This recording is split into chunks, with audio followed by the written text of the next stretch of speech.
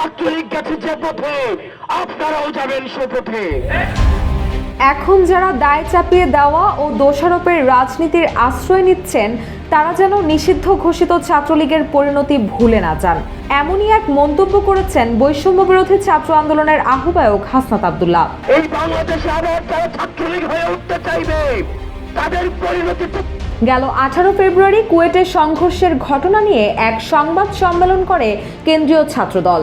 এদিকে ওই সংবাদ সম্মেলন চলাকালে উপস্থিত সাংবাদিকদের প্রশ্নের জবাবের সময় ছাত্রদল সভাপতির শিবিরের ওপর দায় দিয়ে দাও এরকম একটি বক্তব্য সোশ্যাল মিডিয়ায় ছড়িয়ে পড়ে, যা নিয়ে শুরু হয় সমালোচনার ঝড়। এর জের ধরেই হাসনাত আব্দুল্লাহর এমন মন্তব্য। বুধবার রাতে নিজের ভেরিফাইড ফেসবুকে দেওয়া এক পোস্টে হাসনাত লেখেন, ইতিহাস আমাদের শত্রুদের ক্ষমা করেনি, ভবিষ্যতেও কাউকেই করবে না। তিনি বলেন, জুলাই গণঅভ্যুত্থান ছিল বঞ্চিত, নিপীড়িত ও শোষিত ছাত্র জনতার এক গৌরবময় বিপ্লব, যা ফ্যাসিস্ট খুনি হাসিনার পতনের অনিবার্য ভূমি নির্মাণ করেছে। পোস্টে হাসনাত আরও লেখেন, সে সময় বৈষম্য বিরোধী ছাত্র মুরতাজে অর্ডার করে জিতে নিন গাড়ি, বাইক, আইফোন সহ কোটি টাকার পুরস্কার। অর্ডার করতে ভিজিট করুন মুরতাজ.com। আন্দোলনের আহ্বানে লক্ষ লক্ষ ছাত্র জনতা রাস্তায় নেমে আসে। দুঃশাসনের শৃঙ্খল ভেঙে গণতন্ত্র পুনরুদ্ধারের শপথ নেয় তারা। দেশের সব ছাত্র সংগঠনই এই আন্দোলনের ব্যানারে ঐক্যবদ্ধ হয়েছিল, যা ছিল আমাদের স্বৈরাচার পতনের আন্দোলনে অভূতপূর্ব এক সংহতির নজির। হাসনাত তার পোস্টে লেখেন, আমাদের সংগ্রামে শহীদ হয়েছেন সাহসী বিপ্লবী তরুণ তরুণীরা। রক্ত ঢেলে তারা ইতিহাসের পৃষ্ঠায় লিখেছেন স্বাধীনতার নতুন অধ্যায়। এই আন্দোলনকে তারা নৈতিক এবং আত্মিক ভিত্তি নির্মাণ করে দিয়েছে। আর বর্তমান অন্তর্বর্তীকালীন সরকার গঠিত হয়েছে এই আন্দোলনের ন্যায্য ভিত্তির ওপর দাঁড়িয়েই।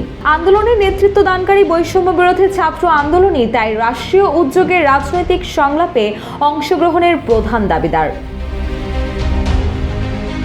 জাতীয় ঐকমত্য কমিশনের সংলাপে অংশগ্রহণ নিয়ে হাসনাত বলেন, আজ যারা আমাদের অংশগ্রহণ নিয়ে প্রশ্ন তুলছেন তাদের জিজ্ঞাসা করতে চাই, ফ্যাসিস্ট হাসিনার পদত্যাগের সময় এই ব্যানারে আন্দোলনে সামিল হয়েছিলেন কেন?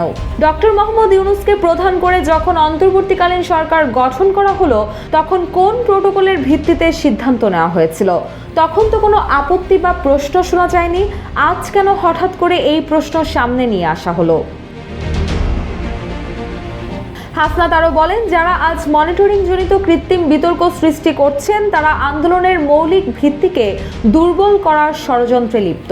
আমরা স্পষ্ট ভাষায় জানাই, বৈষম্য বিরোধী ছাত্র আন্দোলন ছিল এই গণ অভ্যুত্থানের নেতৃত্ব দানকারী প্ল্যাটফর্ম। এই প্ল্যাটফর্মের নেতৃত্ব মেনেই বাংলাদেশের সকল রাজনৈতিক দল এবং সংগঠন এই আন্দোলনে অংশ নিয়েছিল। সেই হিসেবে বৈষম্য বিরোধী ছাত্র আন্দোলন রাষ্ট্রীয় পুনর্গঠনের একটা অবিচ্ছেদ্য অংশ।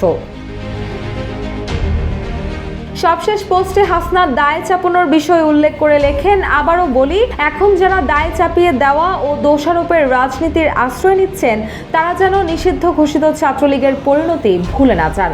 ইতিহাস আমাদের শত্রুদের ক্ষমা করেনি, ভবিষ্যতেও কাউকেই ক্ষমা করবে না। রাষ্ট্রীয় সংলাপ ও নতুন রাজনৈতিক পথরেখায় আমাদের অংশগ্রহণ প্রশ্নবিদ্ধ করার সুযোগ নেই।